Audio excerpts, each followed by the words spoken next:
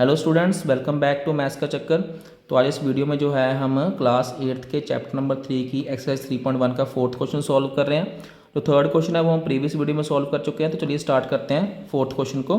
Fourth question में क्या बोला गया, देखिए, the two adjacent angle of a parallelogram are in ratio 4:5, find the measure of all angles. ठीक है, इसमें हमें बोला गया कि एक पैरेललोग्राम है, इस तरीके से जो पैरेललोग्राम बना हुआ है, इसके ये जो एडजस्टेंट एंगल, देखिए एडजस्टेंट एंगल कौन से होते हैं, एडजस्टेंट एंगल होते हैं सामने वाले। चाहे आप इन दो एंगल्स को एडजस्टेंट बोल लो, चाहे आप इन दो एंगल्स को एडजस्टेंट बोल लो। ठीक है, ये जो होते हैं ये होते हैं ऑपोजिट, और ये जो साथ वाले एंगल्स होते हैं ये होते हैं एडजस्टेंट। जैसे ये पी क्यू आर ऐसे एक पैरेललोग्राम है। ठीक है, इसमें हमें बोला गया है कि इसके ये जो एडजस्टेंट एंगल्स है, जैसे ये वाला एंगल और ये वाला एंगल, ये हमें रेशियो में दिया हुआ है। ठीक है, 4:5 में। तो हमें सबसे पहले गिवन क्या है, गिवन है हमें adjacent angles of parallelogram in ratio 4:5। ठीक है, तो अब हम क्या करेंगे, let the angles in ratio can be written as 4x and 5x। तो जो भी एंगल हमें रेशियो में दिए, जैसे 4 और 5, तो इसको हम 4x और 5x में लिख लेंगे। ठीक है, अब हमें करना क्या है, find the measure of all the angles. हमें सभी एंगल्स पता करने हैं, पी क्यू आर ऐसे सभी हमें पता करने हैं।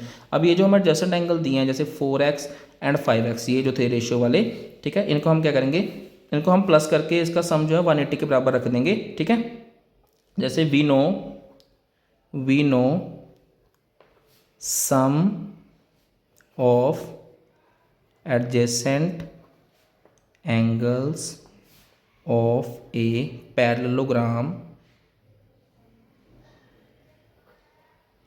Is equal to 180। कि हम पैरेललोग्राम के जब भी एडजेसेंट एंगल्स को प्लस करते हैं तो उनका सम कितना आता है, 180 आता है। अब ये दो एडजेसेंट एंगल्स हैं, तो इनको जब हम प्लस करेंगे तो उनका सम कितना आएगा, 180। तो ये क्या बन गया, देखिए 4x प्लस 5x कितना आ गया, 180। अब 4x प्लस 5x कितना बन जाएगा, 9x इज इक्वल टू 180। अब देखिए 9 जो है इधर मल्टीप्लिकेशन में, उधर क्या हो जाएगा, डिवाइड हो जाएगा। तो x is equal to 180 upon 9। ठीक है, 9 टू द 18, तो ये बन गया हमारा 20 डिग्री। x की वैल्यू कितनी आ गई हमारी, 20 डिग्री। अब देखिए ये जो हमारा ये वाला एंगल था, जो अब हमारा ये वाला मान लो, ये था हमारा 4x और ये था हमारा 5x।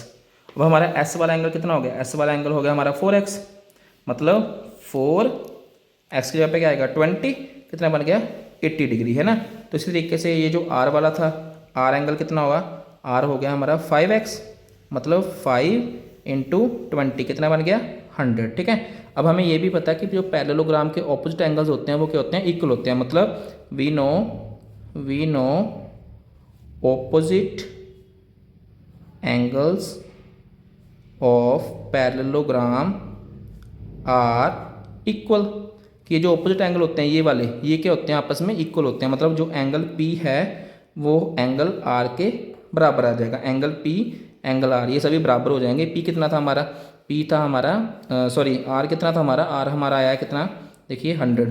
तो ये भी P भी कितना हो गया, 100 डिग्री। अगर R 100 है तो P भी 100 हो जाएगा। ठीक है, इसी तरीके से ये जो हमारा एंगल है S, एंगल S किसके बराबर आ जाएगा, एंगल Q के बराबर आ जाएगा। S कितना था हमारा 80, और तो Q भी कितना हो गया, 80। ठीक है, तो इस तरीके से हमने जो है सभी एंगल्स को फाइंड कर लिया। आई होप आपको ये वीडियो समझ आई होगी। तो चलिए मिलते हैं नेक्स्ट वीडियो में, तब तक